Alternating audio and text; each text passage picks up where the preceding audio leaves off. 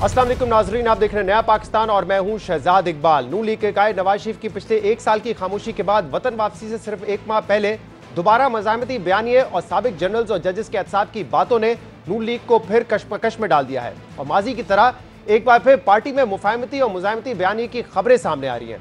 एक धड़ा है जो नवाज शरीफ के मुज़ाहमती बयानिए को दुरुस्त समझता है, जबकि दूसरे धड़े का यह सवाल है कि क्या ऐसे वक्त में नवाज शरीफ का जजेस और जनरल्स के एहतसाब की बात करना दुरुस्त है जब नून लीग और एस्टैब्लिशमेंट के दरमियान मिसाली ताल्लुकात है और नून लीग का अगली हुकूमत बनाने का इम्कान यकीनी है। इस हवाले से रोजनामा डॉन में अहम खबर शाया हुई है जिसके मुताबिक नवाज शरीफ के बयानिए में अचानक तब्दीली और साबिक जनरलों और जजेस के एहतसाब की बात ने नून लीग में बेचैनी पैदा कर दी है। कई रहनुमाओं के मुताबिक इस तरह का बेबाक बयानिया एस्टैब्लिशमेंट के गजब को दावत देगा। खबर में कहा गया है कि अक्सर रहनुमा ये समझते हैं कि नून लीग इस वक्त एस्टैब्लिशमेंट की फेवरेट है और पार्टी के अंदर ये राय है कि ऐसे वक्त में साबिक army chief general Qamar Javed Bajwa समेत दीगर शख्सियात का नाम लेकर उनके एहतसाब की बातें ताल्लुकात में दरार डाल सकती हैं। खबर के मुताबिक पार्टी रहनुमाओं का मानना है कि नून लीग इस वक्त आसानी से इक्तदार हासिल कर सकती है, लेकिन एक गलत चाल तमाम चीजें रिवर्स कर सकती है। इन रहनुमाओं का मशवरा है कि नून लीग को पाकिस्तान तहरीक इंसाफ और उनके चेयरमैन का हाल मद्देनजर रखना चाहिए और उनकी एस्टैब्लिशमेंट से लड़ाई को अपने सर नहीं लेना चाहिए। मगर दूसरी तरफ साबिक वजीर दाखिला राना सनाउल्लाह समेत कुछ रहनुमा ऐसे भी हैं जो पब्लिकली नवाज शरीफ के बयानिए की हिमायत कर चुके हैं। नून लीग में बयानिए की कशमकश के अलावा अगले इलेक्शन के हवाले से पाकिस्तान तहरीक इंसाफ और निगरां वजीर आजम भी आमने सामने हो गए। निगरां वजीर आजम अनवर काकड़ के अमरीकी टीवी को इंटरव्यू में इस बयान पर पाकिस्तान तहरीक इंसाफ ने रद्दअमल दिया है जिसमें निगरां वजीर आजम ने कहा था कि आइंदा चेयरमैन पाकिस्तान तहरीक इंसाफ या जेल काटने वाले सैकड़ों अरकान के बगैर भी मुनसिफाना हो सकते हैं, जिस पर तर्जुमान पाकिस्तान तहरीक इंसाफ ने रद्दअमल देते हुए कहा है कि निगरां वज़ीर आज़म का बयान रियासती ढांचे में पाए जाने वाले अदम हसासियत का मजहर है।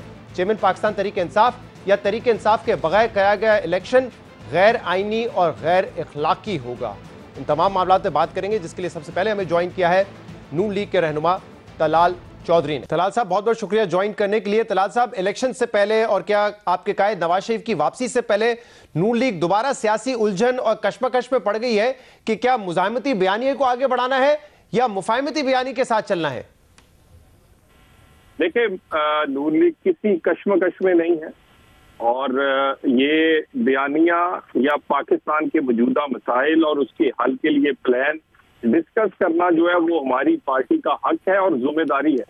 बाकी बयानिया जो है वो बड़ी क्लैरिटी के साथ जब मियां नवाज शरीफ पाकिस्तान आएंगे और अपनी पहली तकरीर करेंगे, उसमें बयानिया भी, उसमें पाकिस्तान के मौजूदा मसाइल की वजह भी और इस मौजूदा मसाइल का हल, जिसमें खुसूसी तौर पर आम आदमी की जो जिंदगी मुश्किल है, महंगाई और दूसरे मसाइल की वजह से उसका हल, पाकिस्तान की इकोनॉमी का हल, पाकिस्तान को की जो एक खोई हुई इज्जत है आलमी तौर पर, उसका हल जो है वो सारा पेश किया जाएगा। तो आप कह रहे हैं कि पार्टी में ऐसी कोई कंफ्यूजन नहीं है? क्योंकि आज डॉन की भी ये खबर थी कि कई आपके रहनुमा है जो ये बात कर रहे हैं इस वक्त कि हमने ये जो एहतसाब की बात की है हमें इस वक्त नहीं करनी, हमारे एस्टैब्लिशमेंट से बेहतर ताल्लुकात हैं, क्या जरूरत है इस मौके पर ताल्लुकात खराब करने की? क्या ये सोच आपकी पार्टी में नहीं है? देखिए, गुजारिश ये है कि पार्टी में मुख्तलिफ नुक्ता नजर होते हैं और बयानिए के हवाले से, पाकिस्तान के मसाइल के हवाले से, उसके हल के हवाले से, उसका हल और उसका जो पूरा एक प्लान है उसके हवाले से डिस्कशन जो है वो होती रहती है। मगर ये कह देना कि कोई कंफ्यूजन है या ये कह देना कि भी अंदर कोई डिवीजन है, ऐसा कुछ भी नहीं है। एक डिबेट जो है वो हमारी पार्टी में पहले भी होती है, वो अब भी हो रही है, लेकिन जो मरकजी नुक्ता है वो पाकिस्तान का आम आदमी है। मरकजी नुक्ता जो है वो पाकिस्तान की इकोनॉमी है। मरकजी नुक्ता इस वक्त है पाकिस्तान को मौजूदा गंभीर तरीन सूरत हाल, जिसमें दहशतगर्दी, लोड शेडिंग, एनर्जी क्राइसिस और इकोनॉमी, उसका हल जो है उस पर डिबेट हो रही है।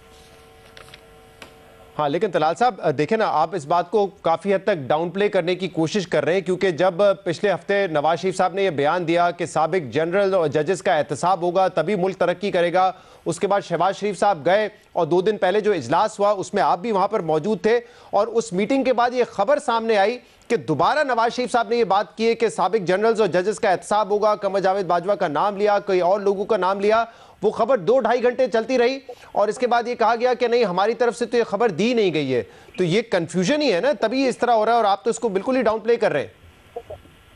देखिए, वहां पर बिल्कुल मैं मौजूद था और मैं आपको दोबारा से बता दूं कि मियां शहबाज शरीफ के आने का मकसद बिल्कुल भी उस बयानिए से या मियां नवाज शरीफ की वापसी के कोई जो प्लान के हवाले से डिस्कशन जरूर है, बाकी इस बयानिए के हवाले से उनकी कोई इधर आने का मकसद नहीं है। रही बात कि इस वक्त जो मरकजी नुक्ता है वो पाकिस्तान का आम आदमी और पाकिस्तान की इकोनॉमी है, और मियां नवाज शरीफ ने जो तकरीर चंद दिन पहले की वो हकाइक पर मबनी थी। पाकिस्तान के मौजूदा मसाइल की वजह 2017 का एक जो सब कुछ किया धरा है उसकी वजह से आज यहाँ पहुंचे हैं।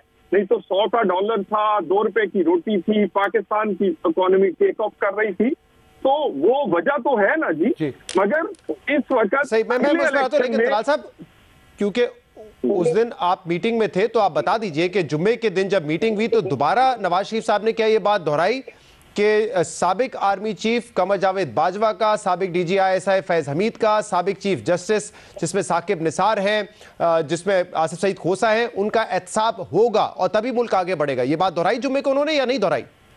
देखिए, गुजारिश ये है, जिन मीटिंग्स में मैं था उस पे डिस्कशन पाकिस्तान की मियां नवाज शरीफ की वापसी के प्लान के हवाले से और ज्यादा जो मियां साहब लोगों से पूछ रहे थे या फिक्रमंद थे या वो आम आदमी के मसाइल का हल का क्या होना चाहिए, उसका प्लान क्या होना चाहिए, ये बातें होती रही हैं। अच्छा, तो वैसे ये काफी तज्जियाकारों की राय है कि ये जो बयान उन्होंने दे दिया है अब उसको वो टोन डाउन करेंगे और आने वाले वक्त में आपको नजर आएगा कि मियां साहब ये बात दोहराएंगे नहीं दोबारा। क्या ऐसा ही है, यही फैसला हुआ है?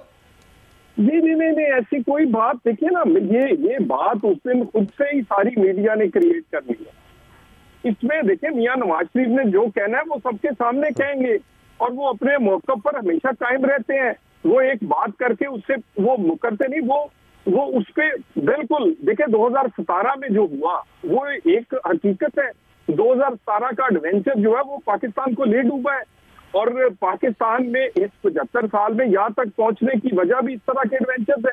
तो मगर इस वक्त हमारा जो पार्टी है उसका जो मरकजी नुक्ता है कि अगले इलेक्शंस में बयानिए का वो आम आदमी और पाकिस्तान की इकोनॉमी है, उसका आम आदमी के मसाइल एहतसाब नहीं है, उसकी रोटी है। देखिए, मैं आपको कह रहा हूँ ना कि हर मरकजी नुक्ता आम आदमी के मसाइल का हल है, माजी के लोगों का एहतसाब करना नहीं है। देखिए, मैं तो ये कह ही नहीं रहा कि ये एहतसाब है कि नहीं है, मैं को आपको मरकजी नुक्ते की बात कर रहा हूँ। और कंफ्यूजन पैदा किया जाता है, कोई कंफ्यूजन नहीं है ऐसा, ठीक है ना जी। और बयानिए पर क्या डिबेट करना पार्टी का हक नहीं है क्या? और सबसे ज्यादा नहीं, बिल्कुल हक है। मैं तो सिर्फ बिल्कुल हक है, मैं तो सिर्फ पूछ रहा हूं कि क्या इस वक्त फाइनल हुआ है, क्योंकि ये बात तो असूली तौर पे बिल्कुल ठीक है तलाल चौधरी साहब के जिसने मुल्क में कानून तोड़ा है उसका एहतसाब जरूर होना चाहिए, लेकिन कुछ लोगों की राय ये है इस वक्त, जैसे आप कह रहे हैं कि मरकजी नुक्ता आम आदमी होना चाहिए, तो बेहतर होता कि नवाज शरीफ साहब पाकिस्तान आते, लोगों को मोबिलाइज करते, आगे के प्लान बताते, ना के एहतसाब की बात करते साबिक जनरल के, जैसे कि इमरान खान साहब अपने इस बयानिए में फंस गए थे, एहतसाब करूंगा, कारकर्दगी पे फोकस नहीं कर सके। तो बाज लोगों की ये राय है कि इस वक्त आने से बिल्कुल पहले एहतसाब की बात छेड़कर नवाज शरीफ साहब अपनी पार्टी के लिए शायद मुश्किलात पैदा कर रहे हैं और अपना जो फोकस है जो कि एक आम आदमी होना चाहिए उससे डिस्ट्रैक्ट हो रहे हैं। बिल्कुल, देखिए, मियां नवाज शरीफ ने जो तकरीर 3 दिन पहले की है वो हकाइक पर मबनी है। मैं दोबारा कह दूं, पाकिस्तान की मौजूदा गंभीर सूरत हाल 2017 के एडवेंचर की वजह से हुई है और उसके बाद मगर इस वक्त आगे कैसे बढ़ना है वो है आम आदमी की जिंदगी को कैसे आसान बनाना है, उसकी आम आदमी की रोटी को कैसे चलाना है, इकोनॉमी को कैसे चलाना है। और मियां नवाज शरीफ अपनी तकरीर में एक लाहे अमल देंगे और वो ऐसी बातें वो वादा करेंगे जो वो पूरा कर सकते हैं। वो ऐसी कोई बात नहीं करेंगे, कोई कहानी नहीं सुनाएंगे। उनकी सारी जिंदगी का हासिल एक चीज है कि जो कहते हैं वो पूरा करते हैं। लोड शेडिंग हो, दहशतगर्दी को खत्म करके दिखाई, पाकिस्तान की इकोनॉमी को चलाकर दिखाई। और दलाल साहब, ये जो लाएमल है, ये जैसे ही वो पाकिस्तान लैंड करेंगे, जाएंगे मीनार पाकिस्तान, वहां पर आके जलसा करेंगे, ये प्लान है क्या? कानूनी टीम ने आपको अश्योर कर दिया है कि ये मुमकिन है? क्योंकि वैसे वो 4 हफ्ते की बेल पर गए थे, जमानत पर गए थे, और उनका सेंटेंस अल अजीजिया केस में सस्पेंड नहीं हुआ है, वो कन्विक्टेड हैं, इश्तिहारी भी हैं।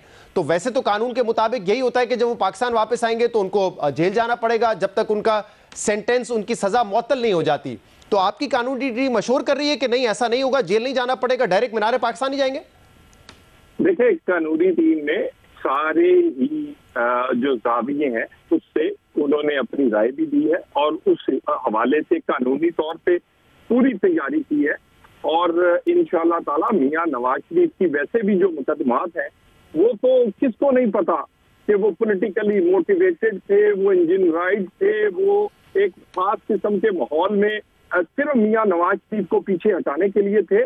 सो वो उसका हल, कानूनी टीम बड़ी कॉन्फिडेंट है कि उसका हल 100 नहीं 200% होगा, और बिल्कुल मियां साहब आएंगे और अपने लोग जो उनका इस्तेमाल करने हैं। कानून में क्या गुंजाइश है? कानून में क्या गुंजाइश है कि अगर किसी को सजा मिली हो और वो मफरूर हो, इश्तिहारी हो, तो क्या प्रोटेक्टिव बेल मिल सकती है उनको?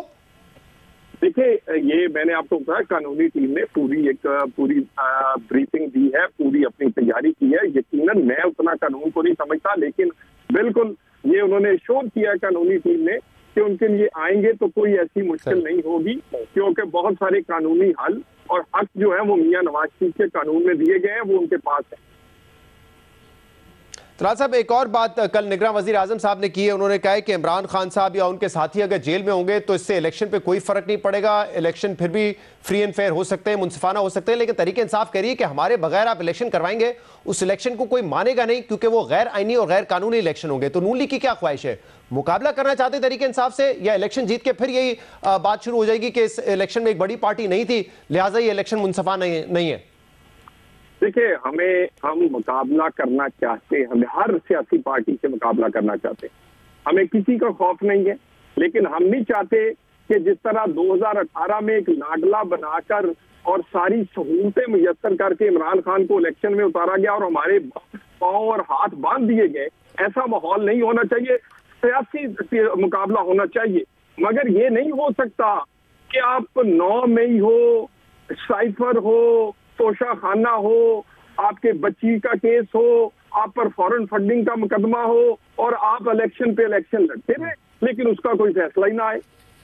तो इस वक्त आपको ऐसा महसूस नहीं हो रहा जैसे आपके हाथ पैर बांध दिए थे 2017-18 में, अब पाकिस्तान तहरीक इंसाफ के बांधे जा रहे? बिल्कुल ऐसा नहीं है।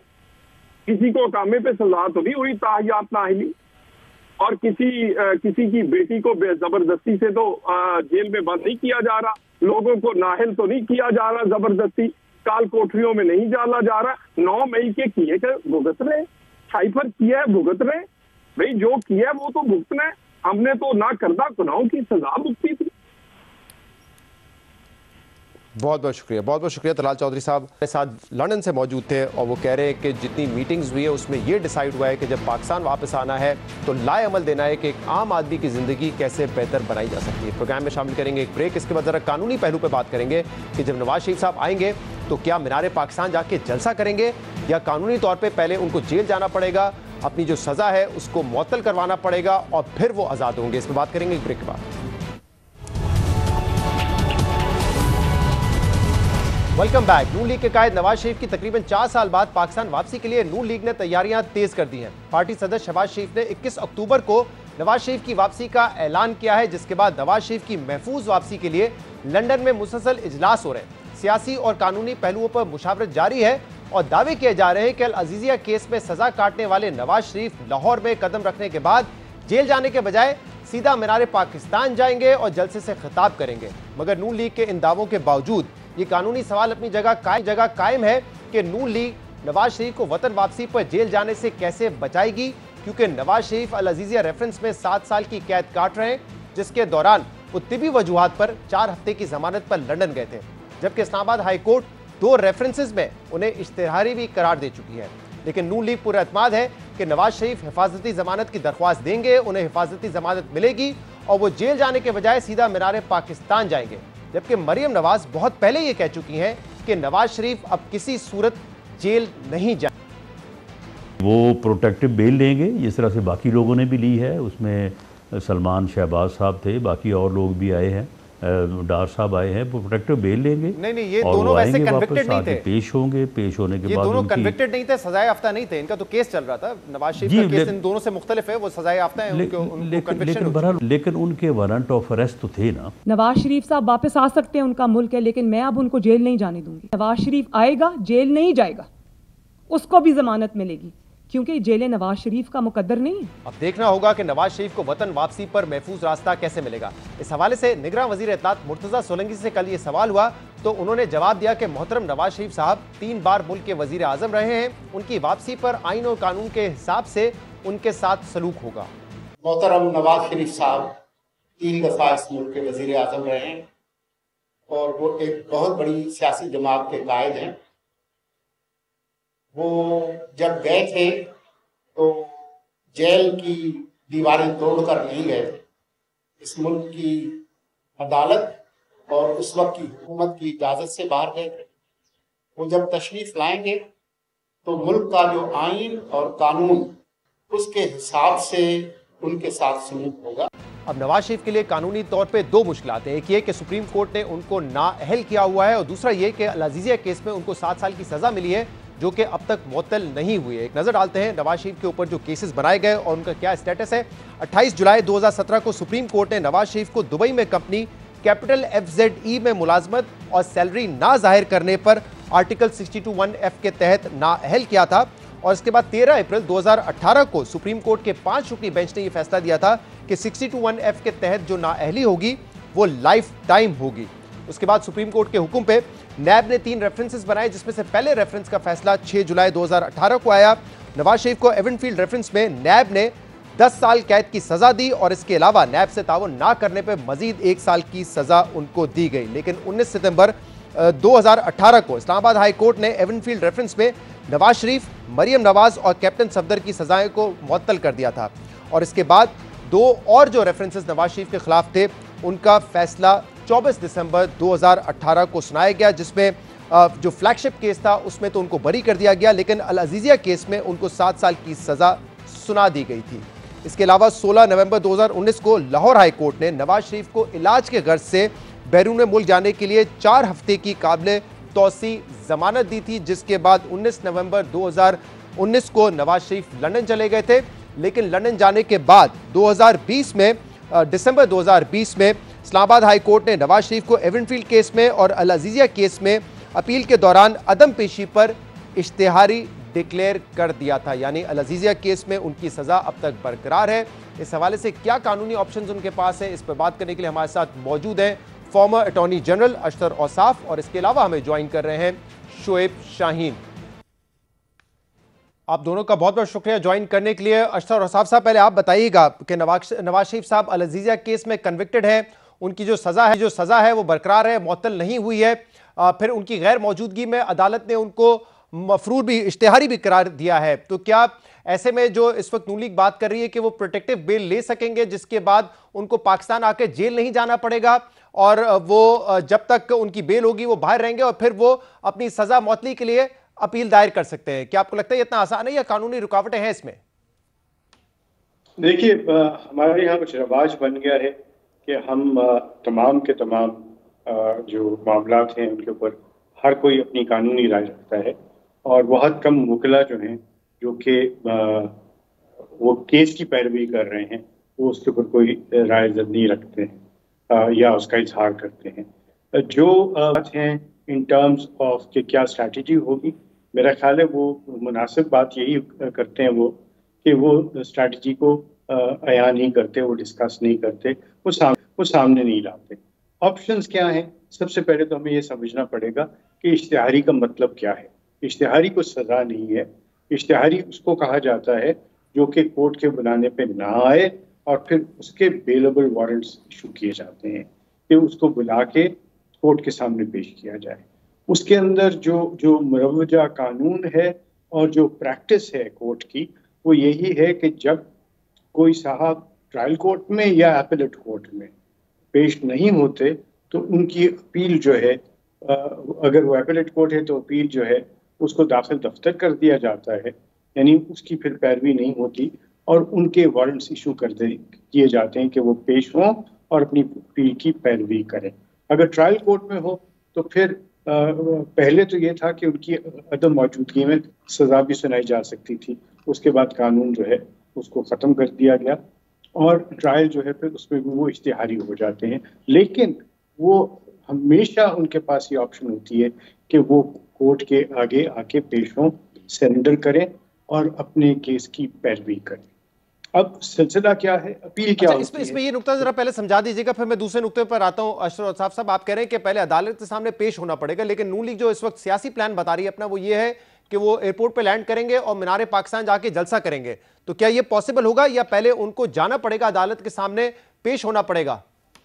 जी, अगर कोई मुल्क से बाहर हो तो फिर उनको ये हक हासिल है कि वो वकील के जरिए अदालत से रुजू करें और अदालत से इजाज़त लें कि वो सरेंडर करना चाहते हैं।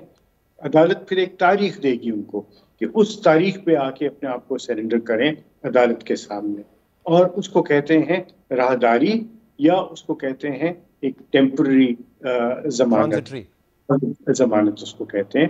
इमरान खान साहब को पंजाब से मेरा ख्याल है कमो बेश 15-16 दफ़ा ये चीज़ मिली कि वो इस्लामाबाद जाएं और जाके सरेंडर करें। और अशरफ साहब, ये इश्तिहारी वाला मामला तो आपने समझाया, लेकिन अल अजीज़िया केस पे उनकी सजा बरकरार है, उनको 4 हफ्ते के लिए जाने की इजाजत दी गई थी, तो वो तो सजा जब तक खत्म नहीं होगी, जब तक इस्लामाबाद हाई कोर्ट में उनकी सजा मौतली नहीं होती, तो उस हवाले से फिर क्या होगा?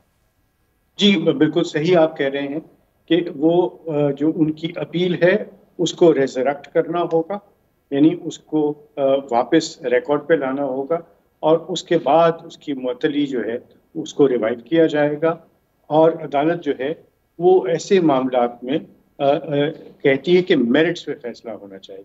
और वाकई 10A का भी मतलब यही है, आपका ये फंडामेंटल राइट है कि आपकी बात की पूरी सुनवाई हो। यहाँ पे एक चीज़ बड़ी पिक्यूलियर है और वो पिक्यूलियर इसलिए है कि इसी एविडेंस के ऊपर उनकी साहबजादी को बरियत मिली, उनके सन लॉ को बरियत मिली, इसलिए जो एविडेंस है उनके खिलाफ वो पहले ही टेस्ट हो चुका है। अशरफ साहब, वो एवनफील्ड केस है जिसमें मरियम नवाज साहिबा को बरियत मिली है, उसमें तो सजा सस्पेंडेड है नवाज शरीफ साहब की भी, लेकिन अल अजीज़िया केस में बरियत नहीं मिली है, उसमें तो मरियम नवाज साहिबा थी नहीं। जी, जो अल अजीज़िया है, मैं सिर्फ ये पूछना चाह रहा हूं क्योंकि ये तो कन्विक्शन है ना, ये तो कन्विक्शन है, वो सजा याफ्ता है और वो जेल में थे जब, जिससे पहले वो बाहर गए, तो क्या जेल जाना पड़ेगा और फिर उनको कंटेस्ट करना पड़ेगा, अपनी सजा मुअत्तल करवानी पड़ेगी, या बाहर रह के वो ये कर सकते हैं? नहीं, ऐसा नहीं है। असूल ये है कि जब आपकी कन्विक्शन हो जाए तो आप अपील के लिए पहले आप जेल जाते हैं, फिर अपील करते हैं। इनकी अपील दायर हो चुकी हुई है और इस में उनको सरेंडर, यानी जेल नहीं जाना पड़ेगा बल्कि हाई कोर्ट के सामने सरेंडर करना होगा। हाई कोर्ट की सबाबदीद है कि वो उनसे कहे कि जेल जाएं और उसके बाद वापस आएं, या वो कहें कि जी हम आपकी इस जेल में जाने की जो से रोकने की इस्तदा है उसको मानते हैं और आपकी अपील को हम सुनेंगे। सही। शोएब शाहीन साहब, आपका क्या इस पर कानूनी नुक्ता है? दोनों एतबार से बताइएगा। एक तो जो इश्तिहारी उनको करार दिया गया है, उस हवाले से क्या कोई कानूनी मुश्किलात हो सकती हैं, और क्योंकि अल अजीज़िया केस में वो सजा याफ्ता हैं, वो जेल में थे, तो क्या बाहर रहते हुए यानी पाकिस्तान वो आ जाएं लेकिन जेल ना जाएं और अपना अदालती केस लड़ते रहें जब तक उनकी सजा मुअत्तल नहीं हो जाती? क्या ये मुमकिन है? नहीं, ये मुमकिन इसलिए नहीं है कि एक बात आपको ये भी वाज़ेह कर दूं, एवनफील्ड में भी जो उनकी सज़ा मुअत्तली थी वो भी ख़त्म हो गई, वो भी वापस ले ली गई कोर्ट ने और उनकी अपील भी खारिज कर दी और साथ उसमें इश्तिहारी उसमें भी डिक्लेयर कर दिया जब आप ज़मानत पर हों भी और अगर आप पेश ना हों तो वो ज़मानत खारिज हो जाया करती है, और ज़मानत सिर्फ खारिज नहीं हुई, वो उनकी अपील भी खारिज हो गई। वो उसमें आप इश्तिहारी मुजरिम हैं दोनों केसों में, अल अजीज़िया में भी और एवनफील्ड में भी, और दोनों केसेस में उनकी तलबी है और वो इश्तिहारी हैं जहाँ कहीं भी नज़र आएगा। बल्कि इंटरपोल के जरिए भी राब्ते हो रहे थे, वो तो बाद में जब ये PTM की हुकूमत आई तो उनका तो पासपोर्ट भी जब्त हो चुका था, वो तो फिर इन्होंने डिप्लोमेटिक पासपोर्ट उनको दे दिया। इवन अदरवाइज तो आप देखें, आप अदालत को एक एफिडेविट देकर गए हैं 4 हफ्ते का, और आप पूरी दुनिया में घूम रहे हैं, आप नहीं आ रहे, आप एब्सकॉन्डर हो गए, आप इश्तिहारी भी हो गए। हमारा एक रीसेंट एक वाकया हुआ था, एक वकील साहब का, मेंबर पंजाब बार काउंसिल हैं, उनको कंटेम्प्ट ऑफ कोर्ट में सजा दे दी, हालांकि बहुत छोटी सजा थी 1 महीने की और या उससे भी कम। तो हमने ICA फाइल की इंटर कोर्ट अपील, उन्होंने कहा जी जब तक सरेंडर नहीं करेंगे, जब तक गिरफ्तार नहीं होंगे, तब तक हम ये आर्डर सस्पेंड नहीं करेंगे। सिमिलरली ये सुप्रीम कोर्ट में हम लेकर आए 2 दफ़ा, सुप्रीम कोर्ट ने भी यही कहा कि जी he has to surrender himself, वो सरेंडर किया, फिर जाकर के वो आर्डर सस्पेंड हुआ। अब यहाँ ये वाला केस यहाँ एप्लीकेबल होगा कि जो शख्स अगर एक इश्तिहारी मुल्जिम है, वो तो चलें ट्रांजिटरी बेल भी ले ले कि जी मैं अदालत में आ गया हूँ, मुझे आप बेल दे दें, या जो भी कोई तरीका है। एक इश्तिहारी मुजरिम है, अब मुजरिम और मुल्जिम के दरमियान फ़र्क है। He is not under trial A prisoner, he is the convicted person. फिर पहले वो जो एब्सकॉन्डर होता है, यानी जो इश्तिहारी होता है, पहले तो वो साबित करेगा कि ये बताए कि वो क्यों इश्तिहारी हुआ, क्या रीजंस थी। वो डॉक्टर्स की जो रिपोर्ट है वो तो साबित करती हैं कि भाई ऐसी कोई बात नहीं है, क्योंकि डॉक्टर्स की रिपोर्ट अगर ये साबित करती है कि आप पाकिस्तान में नहीं आ सकते। हाँ, लेकिन शोएब शाहीन साहब, आपने देखा इसहाक डार साहब और शहबाज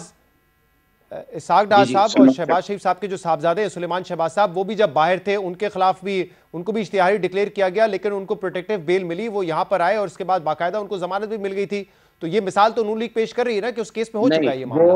वो देखें, वो थे to the extent of accuse थे, कन्विक्शन नहीं हुई थी अभी तक।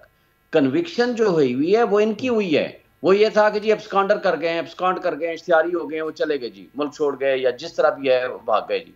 अब एक इश्तिहारी अदालत से टाइम लेकर जाता है, वो मुजरिम है, वो कन्विक्टेड है, वो जब तक सरेंडर नहीं करे, ना ट्रांजिट बेल होती है, ना उसके बगैर अदालत उसको प्रोटेक्टिव बेल देती है। वहां बैठ के कोई भी रिलीफ उनको मिल नहीं सकता लीगली, अनटिल एंड अनलेस वो अदालत में आए, वो जेल में जाएं। फिर पहले वो रीजंस देंगे कि जनाब मेरी अपील रेस्टोर करें, चलें फर्ज करो अपील रेस्टोर हो जाती है, फिर अगली रीजन देंगे कि जनाब मेरा जजमेंट सस्पेंड, मेरी सेंटेंस सस्पेंड करें, मेरी जो सजा है उसको सस्पेंड करें, क्योंकि वो जो पिछले आर्डर थे वो तो खत्म हो गए। फिर ये जस्टिफिकेशन देनी पड़ेगी कि क्यों आप एब्सकॉन्ड कर गए, आप 4 साल 4.5 साल या जितना भी टाइम है आपने एब्सकॉन्डेंस में गुजारा है। वो अदालत के लिए वो जो favourite child of accused, favourite child of law होता है एक्यूज्ड, वो वाली बात नहीं रहती। वो तो आपने अदालत के साथ मजाक किया। तो ये अगर दोहरा मेयार इंसाफ का नया शुरू हो गया, ये तो पाकिस्तान की तारीख में ऐसा कोई ना नजीर है ना तो उसका आपको कोई शोएब शाहीन प्रेसिडेंट है। मैं ये पूछता हूँ अशतर औसाफ साहब से, लेकिन आपकी क्या राय है कि क्या जो उनका प्लान है नून लीग का, एक सियासी प्लान कि वो लैंड करेंगे और मीनार पाकिस्तान जाके जलसा करेंगे, आपके ख्याल में कानूनी तौर पे मुमकिन ही नहीं है क्या? ये कानूनी तौर पर मुमकिन नहीं है। जो ही वो आएंगे उनको फौरी तौर पर गिरफ्तार किया जाएगा, वो सीधा जेल जाएंगे, वो अपनी अपीलों में, अपनी जमानतों में वो उनको रेस्टोर कराएं, फिर अपनी जमानतों के लिए अप्लाई करें, फिर उनकी जमानतों के ऊपर कानून के मुताबिक कार्रवाई होगी कि क्या जमानतें मिल सकती हैं इन हालात में कि जिसने जमानत का मिसयूज किया हो, उसको जमानत जो मफरूर हो गया हो, जो सही। मैं पूछ रहा हूँ क्योंकि इस केस की मेरिट्स भी बड़ी दिलचस्प है। अशरफ मलिक साहब अब तो खैर इस दुनिया में नहीं रहे, लेकिन उनके हवाले से भी बड़ी कंट्रोवर्सी थी। अशतर औसाफ साहब, आप कुछ ऐड भी करना चाह रहे हैं, लेकिन साथ में ये भी बताइएगा कि ये जो मामला है कि वो एक्यूज्ड नहीं है, वो कन्विक्टेड है, यानी कि मुल्जिम और जो मुजरिम है, ये मामला कितना पेचीदा बना देता है ये नवाज शरीफ साहब के लिए? सबसे पहले तो मुझे यकीन है कि जो नवाज शरीफ साहब के वकला हैं वो मशकूर होंगे शोएब शाहीन साहब का कि जो अदालत में बहस करनी थी उन्होंने यही कर दी, अब वो इसकी पेश बंदी पहले से करके रखेंगे। आई एम श्योर कि बहुत अच्छा किया इन्होंने। दूसरी बात ये कि ये सब विशफुल थिंकिंग है। सुप्रीम कोर्ट की 3 जजमेंट्स हैं जिसमें कन्विक्टेड मुल्जिम है, वो आए और उन्होंने अपनी जो है अपील की पैरवी की। उनमें से 2 जो हैं वो तो बेनज़ीर भुट्टो साहिबा थी और नुसरत भुट्टो साहिबा थी। दोनों मुल्क से बाहर थी, वापस आई, अपनी अपील की पैरवी की और वो केसेस जो हैं वो सुने सुप्रीम कोर्ट ने और उनको फिर रिमांड किया। इसके अलावा नज़ीर मौजूद है, प्रेसिडेंट मौजूद हैं, और वो दोनों कन्विक्टेड थी, आप कह रही हैं? जी, वो कन्विक्टेड थी। सो ये सब चीज़ें मौजूद हैं और ये सारे के सारे मामला जो हैं ये अदालत में नितर के आएंगे। शोएब शाहीन साहब ने बहुत अच्छी बहस की है। लेकिन ये बहस जो है ये बिल्कुल अदालत में शायद ना चल सके, क्योंकि प्रेसिडेंट सुप्रीम कोर्ट के मौजूद है, नंबर 1। नंबर 2, ये नहीं हो सकता कि जी अपील डिसमिस हो चुकी है और फिर इश्तिहारी हो, ये कॉन्ट्रडिक्शन है। ये इश्तिहारी किस चीज के लिए फिर तो इसका मतलब है कि उन्होंने जेल तोड़ा है, ऐसी बात नहीं है। और अशतर औसाफ साहब, ये जो शोएब शाहीन साहब ने कहा है कि क्योंकि उन्होंने अपनी बेल को मिसयूज किया, 4 हफ्ते का कह के गए थे, फिर अदालत के बुलाने पे भी नहीं आए, तो इस केस में फिर अदालतों का रवैया सख्त हो सकता है, मुख्तलिफ हो सकता है। जी, वो उस सूरत में है when he is unable to, और आई एम कि वो पूरी इन सब बातों की और ख़ास तौर पे उनके वकला ये बातें सुनने के बाद इसकी पेशबंदी करके आएंगे कि ये सारे के सारे एतराज़ात दूसरी तरफ से उठाए जाएंगे। तीसरी बात ये है कि ऐसा है नहीं, 10A जो है आपके आइन का, वो फंडामेंटल राइट देता है फेयरनेस ऑफ प्रोसीडिंग्स की।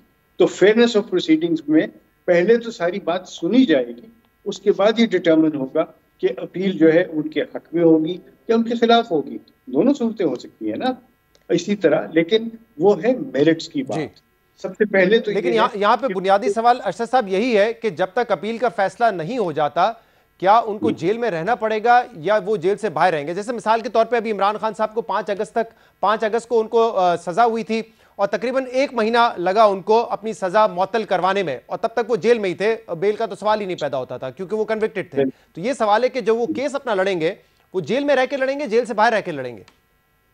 वो अगर इमरान खान साहब दूसरे केस में ना गिरफ्तार हुए होते तो वो जेल से बाहर बैठ के अपना लड़ते ना। इसी तरह नवाज शरीफ साहब जेल गए और जेल में से उनको फिर सस्पेंशन ऑफ सेंटेंस हुआ था। ये बिल्कुल उसी तरह है जिस तरह इमरान खान साहब के लिए किया गया, और ये इसी तरह है जिस तरह बेनजीर भुट्टो साहिबा के लिए किया गया। इसी तरह है जो और कुछ 3 और केसेस हैं जिनमें यही हुआ, कन्विक्टेड थे। ठीक है, मैं जरा शोएब शाहीन साहब, क्योंकि आपने कहा कि ये बड़ा मुश्किल होगा कानूनी तौर पे, लेकिन अशरफ औसाफ साहब कह रहे हैं कि इसकी नज़ीरें मौजूद हैं, और 2 तो सियासी केसेस ही हैं, मोहतरमा बेनजीर भुट्टो और उनकी वालदा के, कि वो कन्विक्टेड थी लेकिन उनकी जो सजा है वो वापस रिमांड बैक कर दी थी, उनको जेल नहीं जाना पड़ा था।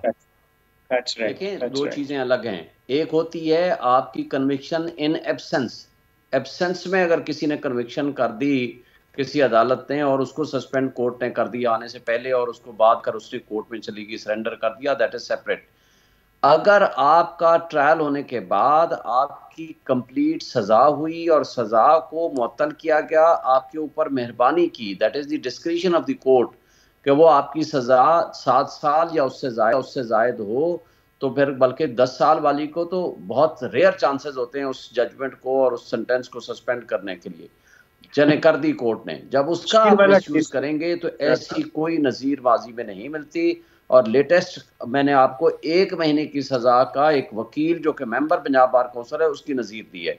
और दूसरी तरफ आप देखें कि एक शख्स इमरान खान को तो अभी ऑर्डर साइन नहीं हुए, उसका वारंट ऑफ अरेस्ट जारी नहीं हुआ, ज़मान पार्क में पुलिस घुस जाती है, उसके दरवाजे तोड़ देती है, बेडरूम का दरवाज़ा तोड़ देती है और जाकर घसीट के ले आती है। ये तो है हमारी केयर टेकर गवर्नमेंट के नीचे अंडर काम करने वाली। वो तो एक अलग मामला है कि किस तरीके से उनको गिरफ्तार किया गया, लेकिन मैं जरा इसका कानूनी पहलू जानना चाह रहा था। आप दोनों का बहुत बहुत शुक्रिया अशतर औसाफ साहब और शोएब शाहीन साहब। अब सवाल ये पैदा होता है कि नूली कह रही है कि वो आएंगे, लैंड करेंगे और जाएंगे मीनार पाकिस्तान, वहाँ पे जलसा करेंगे, क्या कानूनी तौर पे ये पॉसिबल है या नहीं? अशतर औसाफ साहब और शोएब शाहीन साहब की आपने राय सुनी, मुतजाद राय है इन दोनों हजरात की। एक ब्रेक लेते हैं, इसके बाद एक और अहम इशू पे बात करेंगे, हमारे साथ रहेगा। Welcome back. सालों साल से अरबों रुपए की सब्सिडी, सस्ती गैस, बिजली और सस्ते कर्जों समेत कई मरात और मुआशी फायदे उठाने वाले एक्सपोर्ट सेक्टर एक बार फिर हुकूमती मदद का मुंतजर है, क्योंकि वजारत तिजारत और इंडस्ट्रीज, जिसके वफाकी वजीर गौहर एजाज एप्टिमा के साबिक पेट्रोल इन चीफ हैं, उन्होंने एक्सपोर्ट सेक्टर के लिए जनरेशन रेट पर बिजली की फरामी, कर्ज की अदायगी को मौखर करने और जीरो सेल्स टैक्स की स्कीम दोबारा बहाल करने को जरूरी करार दे दिया है। और वजारत तिजारत के मुताबिक इन समेत दीगर मरात और रवां साल मुल्की बरामदात में 20% का इजाफा होगा। एक्सप्रेस ट्रिब्यून में साफी शहबाज राना की खबर के मुताबिक वजारत तिजारत ने SIFC के आखिरी इजलास में ये तजावीज़ दी हैं कि सनतों को पैदावारी कीमत की बुनियाद पर बिजली फराम की जाए और घरेलू सार्फिन को सनतों से क्रॉस सब्सिडी देने के अमल को ख़त्म किया जाए, क्योंकि क्रॉस सब्सिडी देने से मकामी सनतों की बरामदात में कंपटीशन खत्म हो रहा है। खबर के मुताबिक पंजाब में पावर डिवीजन पर 1200 मेगावाट का एक पावर प्लांट ग्रिड से हटाकर सनतों के हवाले करने के लिए भी तजावीज़ दी जा रही हैं ताकि सनतकारों को जनरेशन रेट पर बिजली फराम की जा सके। इसके अलावा वजारत तजारत ने सनतों को वेटेड एवरेज कॉस्ट की बुनियाद पर गैस फरामी की तजवीज़ भी दी है, यानी मकामी और दरामदी गैस की एक ही कीमत होगी, जबकि सनतों को बुनियादी कर्ज और सूद की अदायगी में भी 1 साल तक छूट देने की तजवीज़ दी गई है। यानी वजारत तजारत एक बार फिर एक्सपोर्ट सेक्टर के लिए वो बरात मांग रही है जिसकी वजह से मुल्क माशी मसाइल से दो चार हो सकता है, क्योंकि हुकूमत ने पहले ही IMF के मुतालबे पर बरामदी सेक्टर को बिजली की पर सब्सिडी और जीरो सेल्स टैक्स स्कीम खत्म कर दी है। अब देखना होगा जो इस वक्त प्रपोजल है मिनिस्ट्री ऑफ फाइनेंस का, उससे खजाने पर बोझ ज्यादा पड़ेगा या उससे एक्सपोर्ट्स में फायदा ज्यादा होगा। और ये भी अहम सवाल है कि क्या IMF के प्लान के अंडर ये सब कुछ किया जा सकता है या नहीं। इस पर बात करने के लिए हमारे साथ मौजूद है सीनियर सहाफ़ी और तज्ज़ियाकार शहबाज राना। शहबाज साहब, बहुत बहुत शुक्रिया ज्वाइन करने के लिए। मिनिस्ट्री ऑफ कॉमर्स ने तो इंडस्ट्रीज के लिए सब कुछ ही मांग लिया है कि कर्ज और सूद की जो किस्त अदायगी है उसको भी मौखर कर दें, एक्सपोर्ट रिफाइनेंस भी दे दें, जो बिजली की पैदावारी कीमत है सिर्फ वो वसूल की जाए, उनसे जीरो सेल्स टैक्स स्कीम में दोबारा उनको लाया जाए। क्या आपको लगता है कि इन हालात में मिनिस्ट्री ऑफ कॉमर्स की एक ख्वाहिश पूरी हो सकती है या करना ये मुश्किल होगा? जी बिस्मिल्लाहिर्रहमानिर्रहीम। बहुत शुक्रिया शहजाद साहब। स्टीफन डर्कन है एक इकोनॉमिस्ट ब्रिटिश के, वो पाकिस्तान आए हुए हैं। उन्होंने एक कुछ उनके हमारी मुलाकात हुई तो उन्होंने कहा कि पाकिस्तान में इस वक्त एलीट के 5 ग्रुप्स हैं जो तमाम वसाइल पे कब्ज़ा किए हुए हैं और ये एक दूसरा ये कंटेस्ट भी करते हैं और चीज़ों को अपनी तरफ मोल्ड करने के लिए ये कोऑपरेट भी करते हैं। और उन 5 ग्रुप्स में 2 ग्रुप्स तो आपको इसमें नज़र आ जाते हैं, जिसमें एक बिज़नेस क्लास और दूसरी सिविल ब्यूरोक्रेसी। ये जो प्रपोजल्स तैयार किए गए हैं ये इंटायरली एक मखसूस सेगमेंट ऑफ द सोसाइटी, एक मखसूस सेगमेंट ऑफ द बिजनेस, उसकी जो रिक्वायरमेंट्स हैं उसको सामने रख कर ये बनाए गए हैं। ये प्रपोजल्स बनाने से पहले और हाईएस्ट लेवल जो है एपिक्स कमेटी का, जो SIFC उसकी एपिक्स कमेटी है, उस पर पेश करने से पहले उसके पीछे मुझे नहीं पता इन्होंने कोई स्टडी भी की होगी या नहीं की होगी, क्योंकि पिछले जो 30-35 साल के अरसा में इनको जो सब्सिडीज़ मिली हैं, इनको जो बाकी इन्होंने मरात लिए हैं, सस्ते कर्जे लिए हैं इन्होंने, टैक्स ये लोग हमसे कम पे करते हैं। सैलरीड क्लास 264 अरब रुपए का टैक्स पे करती है, पाकिस्तान का अमीर तरीन एक्सपोर्टर सिर्फ 74 अरब रुपए का टैक्स पे करता है। उसके बावजूद ये इनको मजीद मरात चाहिए क्योंकि मरात की इतनी आदत पड़ चुकी है, उसके बगैर ये काम नहीं कर सकते। तो जब इन्होंने ये मरात पेश की at the highest level of the country, जो इस वक्त डिसीजन मेकिंग जहाँ पे हो रही है, तो उस वक्त उन्होंने गालबन ये चीज़ जहन में नहीं रखी कि इसमें जो इनकी डिमांड्स हैं, जो प्रपोजल्स हैं, वो शायद IMF का जो प्रोग्राम है उससे ये मुताबिकत नहीं रखते। अगर ये कहते हैं कि हमें कॉस्ट बेस्ड बिजली फराहम कर दी जाए, क्योंकि हम क्रॉस सब्सिडाइज कर रहे हैं डोमेस्टिक कंज्यूमर वो जो 200 यूनिट्स तक के हैं उनको, तो फिर वो वाली जो क्रॉस सब्सिडाइजेशन सिर्फ इनके लिए क्यों ख़त्म की जाए? वो तो क्रॉस सब्सिडाइजेशन मैं भी कर रहा हूँ एज अ डोमेस्टिक कंज्यूमर, आप भी कर रहे हैं एज अ डोमेस्टिक कंज्यूमर, तो एक माशरे के एक मखसूस तबके के लिए वो फैसिलिटी क्यों ख़त्म की जाए? और लेट्स से अगर हम इनकी ये बात मान लें कि आप कॉस्ट बेस पे इनके लिए कर दें, तो उसका जो इम्पैक्ट आएगा सर्कुलर डेट प्लान के ऊपर, क्या इन्होंने उसको स्टडी किया कि इस वक्त वो वहाँ पे उनको जितनी बिजली की कीमत मिल रही है, जो यूनिट उनको मिल रहा है, अगर 2, 4, 5 रुपए, मुझे नहीं पता कितना ये क्रॉस। वैसे तो आपने अपनी स्टोरी में ये भी मेंशन किया है कि पिछले 4 सालों में एक्सपोर्ट सेक्टर को 1500 अरब रुपए का फायदा तो सिर्फ डिवैल्यूएशन की वजह से हुआ है, और ये रिपोर्ट जो है वजारत खजाना की है जो ये बताती है। लेकिन एक्सपोर्ट सेक्टर ये कह रहा है, मिनिस्ट्री ऑफ कॉमर्स ये कह रही है कि अगर ये मरात आप दे देंगे तो हम एक्सपोर्ट्स इस साल 20% से बढ़ाएंगे, जो कि तकरीबन $5.5 बिलियन बनते हैं। तो क्या आपको लग रहा है कि ये $5.5 बिलियन की बड़ी अहमियत है, तो ये मरात उनको दे देनी चाहिए? शहजाद साहब, ये इससे पहले मुझे 2 सवालात का ये लोग जवाब दे दें। एक तो ये कि जितना अगर $1 ये एक्सपोर्ट का पाकिस्तान में लेके आते हैं तो उसके मुकाबले में कितनी इनको मरात जो मिलती है उसकी कॉस्ट क्या है, जिसमें इनके लिए टैक्स का रेट, इनके लिए सस्ता कर्जा जो एक्सपोर्ट फाइनेंसिंग की फैसिलिटीज़ ये लेते हैं, उसके साथ इस आज से कुछ अर्सा पहले तक इनके लिए सब्सिडीज़, और जो हिडन ये मरात लेते हैं, जैसे इनको कैप्टिव पावर प्लांट्स के लिए गैस लेते हैं, तो ये सारी वो जो मरात ये लेते रहे हैं $1 पाकिस्तान में एक्सपोर्ट्स का लाने के लिए कितना पर डॉलर इनके ऊपर खर्चा हुआ। एक तो मुझे इसका जवाब दे दे, मैं इनके साथ खड़ा हो जाऊंगा। दूसरा, जो स्टेट बैंक ऑफ पाकिस्तान के जो रेगुलेशन है उसके मुताबिक इनको 120 दिनों में अपने जो डॉलर्स हैं वो वापस लेके आने हैं पाकिस्तान में। जो एक्सपोर्ट्स की प्रोसीड्स हैं ये हमें बता दें, एक लिस्ट पब्लिश कर दें कि हमारे इतने एक्सपोर्टर्स हैं, इनके पास सारा डाटा होता है, उसमें से इतनों ने 120 दिन की जो लिमिट है वो पूरी की रिक्वायरमेंट और इतनों ने नहीं की, मैं इनके साथ खड़ा हो जाऊंगा। बात बड़ी सिंपल सी है, ये जो 1500 अरब रुपए का फिगर आया है ये वजारत ख़जाना में उनका जो कॉर्पोरेट फाइनेंस विंग है उन्होंने उस वक्त के जो वजीर थे इसहाक डार साहब उनको दिया कि जो विंडफॉल गेन इनको हुआ है रुपए की जो devaluation over period 3.5 to 4 years, तो एक्चुअल तो प्रपोजल ये था बजट में, आपको पता है कि इनकम टैक्स का जो कानून है उसके अंदर एक तरमीम की गई बजट के टाइम पे कि विंडफॉल गेन कुछ सेक्टर्स को अगर हुआ तो उसके ऊपर 50% तक गेन का टैक्स लग सकता है। तो होना तो ये चाहिए था कि इस शोबे को 1500 अरब रुपया जो उनका दावा है वजारत खजाना का इनको गेन हुआ है तो उसका ये टैक्स ही लगा देते 50%, तो वहां से कुछ लेके वहां से जो कुछ शायद वहां को कुछ रिलीफ मिल जाती, वैसे तो हुकूमत के पास कोई स्पेस नहीं है। तो क्या इस हवाले से जो विंडफॉल गेन बैंक्स का था उस पर भी बड़ी कड़ी नजर थी मिनिस्ट्री ऑफ फाइनेंस की और स्टेट बैंक ऑफ पाकिस्तान की। लेकिन एक और बात बताइएगा शहबाज राना साहब, क्योंकि गौहर एजाज साहब पहले तो ऑब्वियसली इंडस्ट्री की तरफ से अपने प्रपोजल्स देते थे लेकिन अब वो मिनिस्टर भी हैं कॉमर्स एंड इंडस्ट्री के, तो उनको तो ये मालूम होगा कि आईएमएफ के मुतालबे की वजह से ही जो एक्सपोर्ट रीफाइनेंस था उसको फेज वाइज खत्म करने की इस वक्त बात हो रही है। जीरो सेल्स टैक्स से आईएमएफ के कहने पे हटाया गया है, जो सब्सिडी दी जा रही थी बिजली की वो भी आईएमएफ के कहने पे हटाई गई है। तो फिर ये प्रपोजल मिनिस्ट्री ऑफ कॉमर्स की तरफ से कैसे आ रहा है? ये मराद तो खत्म की गई है आईएमएफ के कहने पे, बड़ी मुश्किल से हमने इनके ऊपर इकदाम लिए हैं।